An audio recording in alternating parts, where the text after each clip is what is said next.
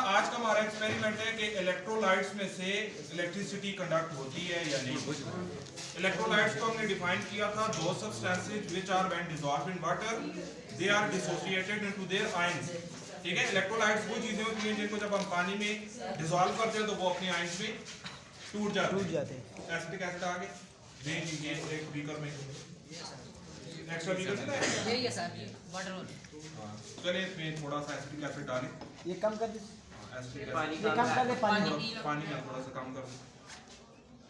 देखिए ये हमारे पास एक सेटअप है जिससे हम ये पता लगाएंगे कि इलेक्ट्रोलाइट में से इलेक्ट्रिसिटी पास होती है या नहीं होती है। तो ये बगैर किसी इलेक्ट्रोलाइट के हम ये देखें, ये दोनों वायर्स को कनेक्ट करेंगे तो ये देखें ये बल्ब जो है वो ग्लो करके हमें बता रहा है कि इलेक्ट्रॉन यहाँ से फ्लो करके आगे जा रहे हैं। अब ये हमारे पास सामने बीकर्स में डिफरेंट इलेक्ट्रोलाइटिक सॉल्यूशंस पड़े हैं, थोड़ा सा डाल, तो हम पता लगाएंगे कि इनमें आयंस की कंसंट्रेशन कितनी है।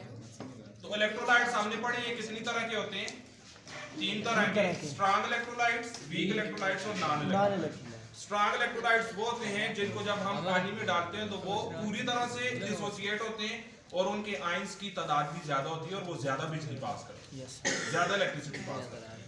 और वीक इलेक्ट्रोलाइट्स वो होते हैं जिनको हम पानी में डालते हैं तो उनका कुछ हिस्सा टूट जाता है, कुछ रह जाता है और उनके आयंस की तादाद भी कम होती है और वो बिजली भी कम पास करती है।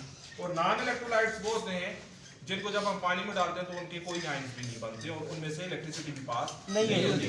तो हमारे सामने ये डिफरेंट इलेक्ट्रोलाइट्स हैं, इनको हम चेक करते हैं कि कौन सा स्ट्रांग है, कौन सा वीक है, कौन सा नॉन इलेक्ट्रोलाइट है। तो सबसे पहले इसमें क्या डाला है आपने, एसिटिक एसिड को हम चेक कर लेते हैं। ये सामने करें, एसिटिक एसिड जिसको हम इंग्लिश में, ये इसका केमिकल नेम है, इंग्लिश में हम इसको विनेगर कहते हैं और इसका जो कॉमन नेम है वो सिरका है। ठीक है ना, डेली लाइफ में हम यूज करते हैं किचन वगैरह में। तो सबसे पहले हम इसको चेक करते हैं कि ये किस तरह का इलेक्ट्रोलाइट है। सबसे पहले हम इसकी ये वायर पे वो टिप करते हैं, थोड़ा सा ठीक है। ये तो बहुत केयरफुली करना पड़ता है क्योंकि डेंजरस है थोड़ा।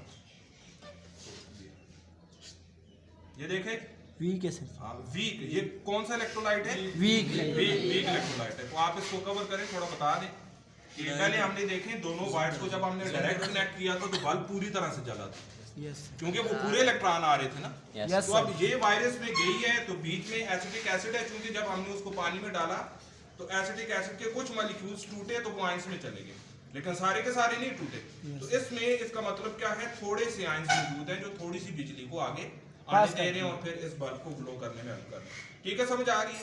तो इस एक्सपेरिमेंट से हम ये कंक्लूड करते हैं कि acetic acid is a weak electrolyte. ठीक है, इसको साइड पे करते हैं। ये कौन सा है, NaOH को ले हैं तारों के साइड। अब ये आप देखेंगे, आपको क्लियर डिफरेंस पता चलेगा कि ये किस तरह का इलेक्ट्रोलाइट है। ये देखें, अब ये देखना आप लोग, ये इंतहाई स्ट्रॉन्ग देखें, थोड़ा सा इसने स्पार्क भी किया है। यस सर, ये देखें ये बहुत ज्यादा, क्योंकि इसमें सारे के सारे NaOH के जो फार्मूला यूनिट्स हैं वो डिसोसिएट हुए हैं और बहुत ज्यादा यहाँ पे आयंस मौजूद है और पूरी तरह से बिजली को बड़े अच्छे तरीके से शुगर पा गई। अब हम शुगर को देखते हैं। ये नॉन इलेक्ट्रोलाइट, मैंने आपको क्या कहा था कि शुगर को जब हम पानी में डालते हैं तो वो उसके कोई आयंस नहीं बनते। ठीक है ना, तो शुगर इज नॉन इलेक्ट्रोलाइट क्योंकि इसके मॉलिक्यूल्स भी बड़े होते हैं तो वो आयंस में तो टूटते ही नहीं है। So this tells us that this is non electrolyte. Side पे करो जी। नेक्स्ट आगे NaCl, आपके ख्याल में ये क्या होना चाहिए, स्ट्रॉन्ग, तो पता चल जाता है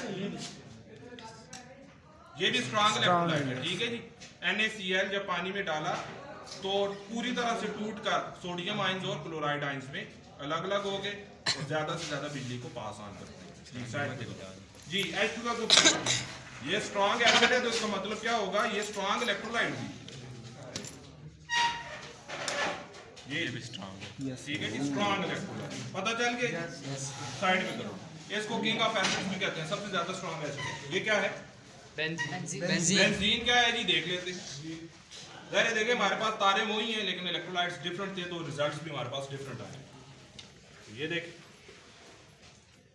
ये क्या सर, ये नॉन इलेक्ट्रोलाइट है ना, बेंजीन चूंकि एक नॉन पोलर सॉल्वेंट है तो इसका मतलब है इसमें आयंस तो है ही।